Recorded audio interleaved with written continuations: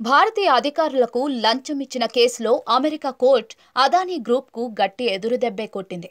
అంతేకాకుండా గౌతమ్ అదానీ, అతని మేనల్లుడు సాగర్ అదానీలపై అరెస్టు వారెంట్ కూడా జారీ చేసింది. $265 మిలియన్ అంటే సుమారుగా 2029 కోట్ల లంచం ఆరోపణలపై న్యూయార్క్లోని గ్రాండ్ జ్యూరీ బుధవారం నాడు గౌతమ్ అదానీ, అతని మేనల్లుడు సాగర్ అదానీపై అరెస్టు వారెంట్లు జారీ చేసింది. భారత్లో సోలార్ ఎనర్జీ ప్రాజెక్టుల కోసం అదానీ గ్రూప్ లంచం ఇచ్చిన కేసులో అమెరికా కోర్టు దోషిగా నిర్ధారించింది. దీనితో పాటు ఎలక్ట్రానిక్ సాక్ష్యాలను ధ్వంసం చేయడం, న్యాయశాఖ, సెక్యూరిటీస్ అండ్ ఎక్స్చేంజ్ కమిషన్, FBIలను తప్పుదారి పట్టించడం ద్వారా న్యాయాన్ని అడ్డుకునే ప్రయత్నం జరిగిందని కూడా చెప్పింది. అదానీ లంచం కేసు నేపథ్యంలో నవంబర్ 21న అదానీ గ్రూప్ షేర్లు భారీ పతనాన్ని నమోదు చేశాయి. కేసు విచారిస్తూ ఉంటే కొత్త అంశాలు బయటకొస్తూ ఉన్నాయి.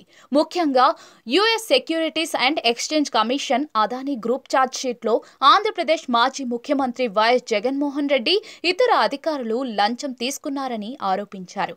అయితే ఆంధ్రప్రదేశ్లోని విద్యుత్ పంపిణీ సంస్థలు కుదుర్చుకున్న విద్యుత్ సరఫరా ఒప్పందాలు $265 మిలియన్ల లంచం కేసులో విచారణకు వచ్చాయి. పూర్తి వివరాలు తెలియాల్సి ఉంది.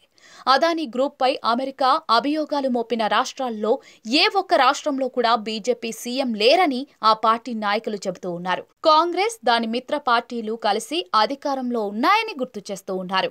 ఇటీవల తెలంగాణ సీఎం రేవంత్ రెడ్డి 100 కోట్ల విరాళం తీసుకున్నాడని, దీని వెనుక కూడా కుట్ర ఉందని ఆరోపణలు చేస్తూ ఉన్నారు.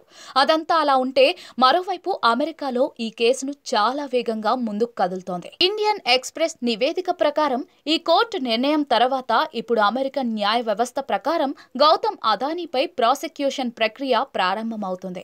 మరి అమెరికా ప్రకారం న్యాయ వ్యవస్థ ఎలా పనిచేస్తుందో ఇప్పుడు తెలుసుకుందాం. US లో ఏ వ్యక్తి లేదా సంస్థలపై నేర ఆరోపణలు వస్తే ఆరోపించిన నేరాన్ని పరిశోధించిన తర్వాత పోలీసులు సాక్ష్యాన్ని పబ్లిక్ ప్రాసిక్యూటర్కి అప్పగిస్తారు. తీవ్రమైన నేరం జరిగిందని పబ్లిక్ ప్రాసిక్యూటర్ విశ్వసిస్తే గ్రాండ్ జ్యూరీ ప్యానెల్కి పంపిస్తారు. గ్రాండ్ జ్యూరీ అనేది కేసును విచారించే ప్యానెల్. గరిష్టంగా 23 మంది ఇందులో ఉంటారు. సాక్ష్యం వినడానికి కనీసం 16 మంది న్యాయమూర్తులు హాజరు కావాలి. వీళ్ళు ఆరోపణలు ఎదుర్కొంటున్న వ్యక్తిని విచారణ చేస్తారు. గ్రాండ్ జ్యూరీ సాక్ష్యాలను తగినంతగా కనుగొంటే అది నిందితులపై అధికారిక అభియోగాలను జాబితా చేస్తూ ఆరోపణను జారీ చేస్తుంది. ఆ తర్వాత ఈ అంశంపై తుది విచారణ జరుగుతుంది.